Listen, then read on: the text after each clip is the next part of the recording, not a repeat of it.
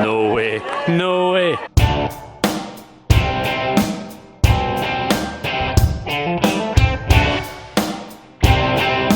Right, it's 11 o'clock on Sunday morning, and who wants to be in bed suffering with a hangover when there's some Spanish lower league football we can go and check out? Now, I've given you a couple of nice little day trips from Madrid in the last 2 videos. If you haven't watched them, then make sure you do so as soon as you're done with this one. I'll leave the links down below in the description. Today though, I'm sticking around in the city, although to be honest with you, I feel like I'm not really in the city, as I've headed to Moratalaz, which is one of Madrid's cleanest and greenest neighbourhoods. Now, there might not be that much in the way of things to see here, but it's a really great place to come to get away from the hustle and bustle and traffic jams in the city centre.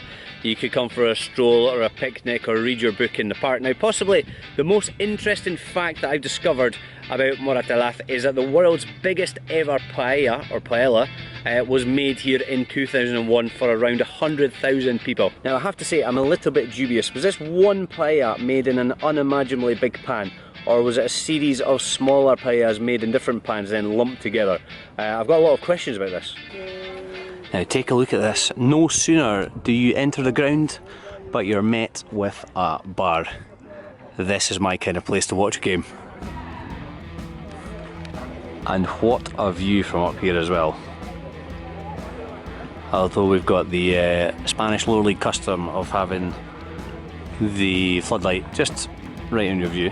Today I am at the Campo de Moratalaz, and we could be about to witness history. The Escuela Deportivo Moratalaz are going for their first ever home win in the Tercera in their first ever season at this level. Now, I've seen quite a lot of pretty recently founded clubs since I started my lower league travels, and I think this might actually be the youngest club of the lot. The club was created as a football school in 2006, and it's grown to become one of the biggest football schools in Madrid's Football Federation. So you've got kids as young as 4 years old that are coming to play here or at another ground in the barrio every weekend. The men's team won promotion to Tercera for the first time in the summer, and after 3 draws and a defeat in their opening 4 league matches, they posted their first Tercera win last weekend at Flat Earth. Yeah, I did say Flat Earth, and if you don't know the story, just stay tuned because I'm going to tell it in the next few weeks. So I've heard a lot of good things about Moratalaz's style of play, but today they're going to be in with a tough task as they're facing Móstoles, who I think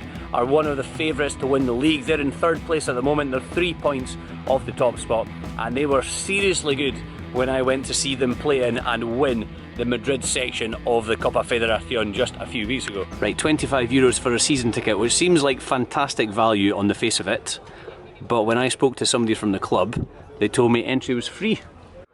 These guys are doing the most chilled out warm-up I've ever seen.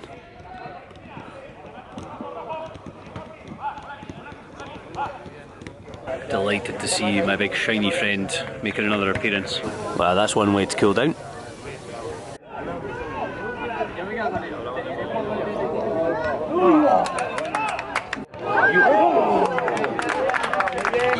It's a nice place from both teams so far.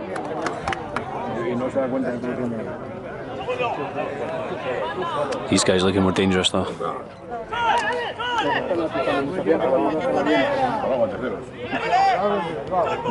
Oh, lovely.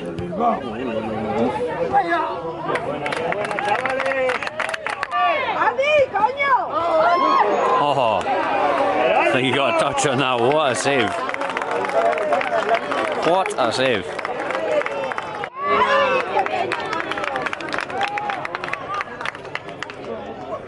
Okay, it's just taking a little bit longer to come than I thought it was, but it's coming.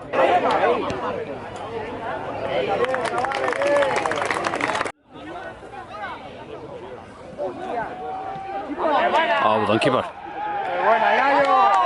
Oh, that looked like a penalty, although I'm a million miles away now. Oh, he's having to work for his money today, the keeper. Not that I'm sure he gets any money, but...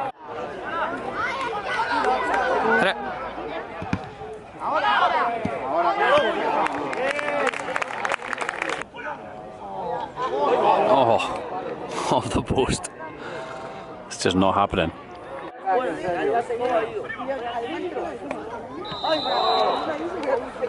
Just as well that the flag was up there. What a mess. Got the right idea. Right, business is booming. It's thirsty work.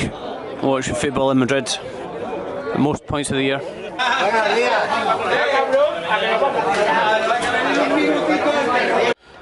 I find with all this greenery, you can sometimes forget where you are. You forget you're more or less in the city.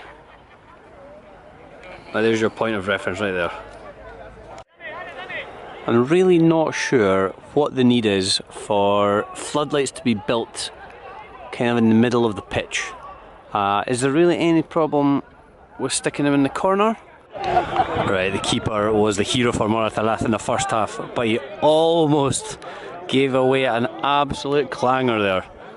Just one of those ones where he took too long on the ball, the attacker closed him down, and it just ricocheted over the bar. Lucky boy. It's been a much more evenly matched second half. Oh, it's in!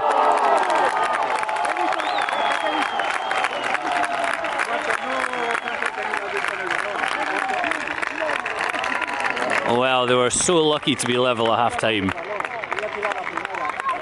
But the second half has been much more even. And they've sneaked ahead. I can't believe Moratalaz are losing this though.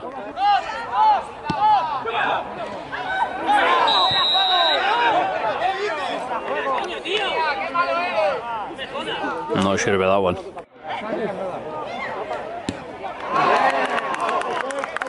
That's the second giveaway they've had at the back. And Moratalaz just can't quite take advantage of it.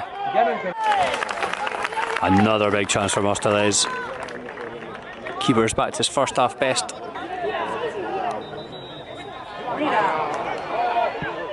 Oh, what a pass. Is that offside? Don't know, this guy does not agree. I'm not sure I do either.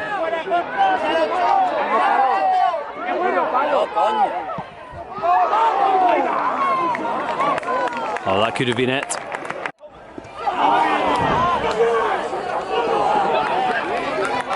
How have these guys not scored?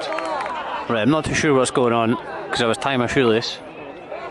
But I think there's been a double yellow card for protesting for one of the Moratalaz players. Well, the one you can see there going off. Oh, he's going the wrong way. Dressing room's that side. No way, no way. Third one off the woodwork.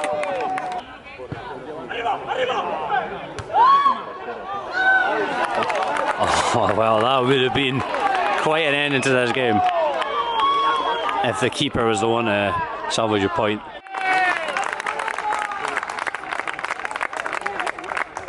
Right, so that was quite a severe case of the commentator's curse being at play there. I don't know how many times I've said it was only a matter of time until Moratalaz scored, and they came away with absolutely nothing, which I cannot believe. The goalkeeper for Moratalaz was inspired in the first half. Moratalaz had their moments in the second half as well. Hit the woodwork 3 times as I mentioned earlier. So yeah, it just really was not their day. Moratalaz defended quite well. It was backs to the wall in the last half an hour or so, or whenever it was that they scored. But they did manage to hang on just about to get a win that I think not many people would have expected.